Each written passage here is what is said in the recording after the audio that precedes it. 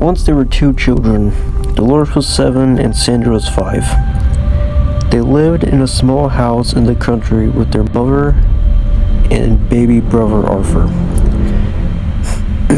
The father was a seaman and was away on a long voyage.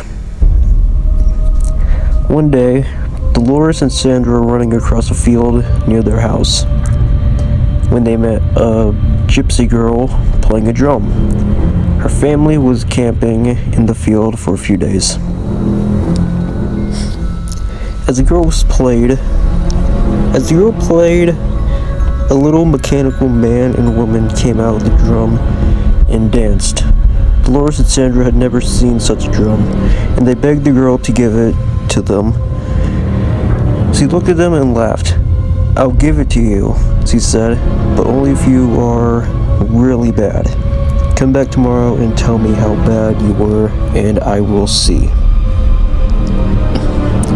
As soon as the two sisters got home, they started shouting, which was against the rules in the house. Then they wrote all over the walls with their crayons. At supper, they spilled their food, and when it was time for bed, they wouldn't go. They did everything they could think of to upset their mother. They were really bad. Early the next morning, they hurried off to find the gypsy girl. "We were really bad yesterday," they told her. "So please give us the drum."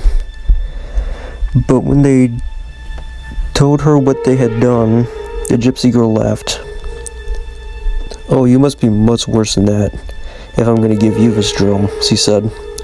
As soon as Dolores and Sandra got home, they pulled up all the flowers in the garden. They let the pigs out and chased it away. They tore their clothes. They sloshed in the mud. They were a lot worse than the day before. If you do not stop, their mother said, "I'll go away and take Arthur with me, and you'll get a new mother with glass eyes and a wooden tail." This scared Dolores and Sandra. They loved their mother and they loved Arthur. They couldn't imagine being without them, and they began to cry.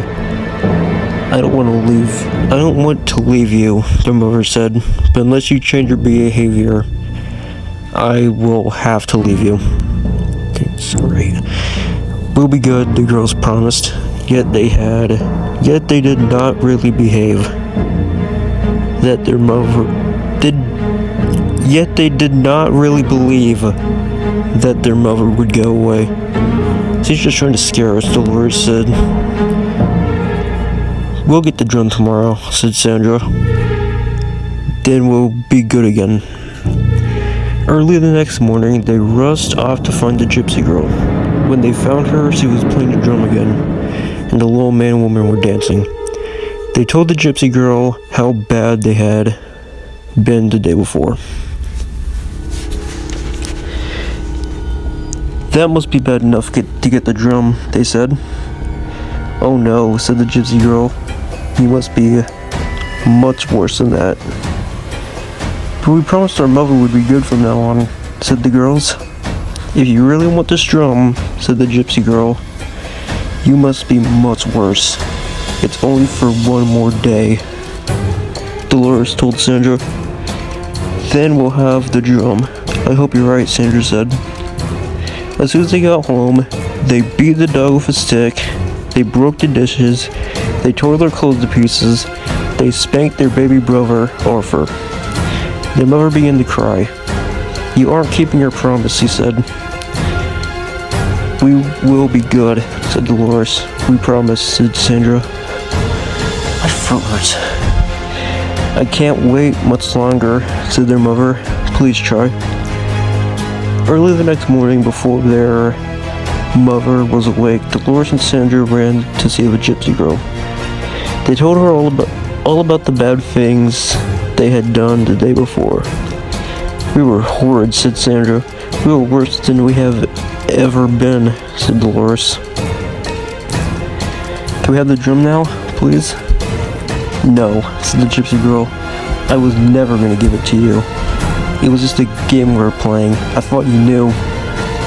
Dolores and Sandra began to cry. They rushed home as quickly as they could, but their mother and Arthur were gone. "They're out sobbing," said Dolores. "They'll be back soon." But they were still not back when the time for lunch came. Dolores and Sandra felt lonely and scared. They wandered through the fields the rest of the day.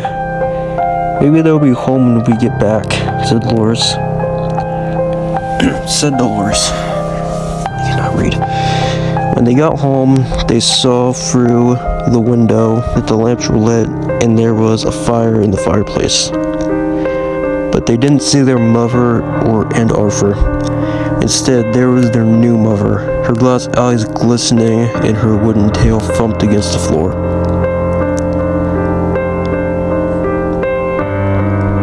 That was a pain to read.